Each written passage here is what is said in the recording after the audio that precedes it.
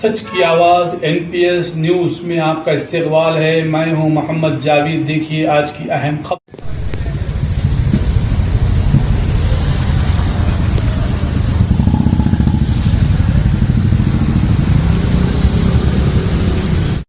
घर में घुस के बच्चे को खींच के लेके जा रहा था। हमारी बहन देख के चीखा मार के पकड़ी तो बहन के हाथ पे भी मारा।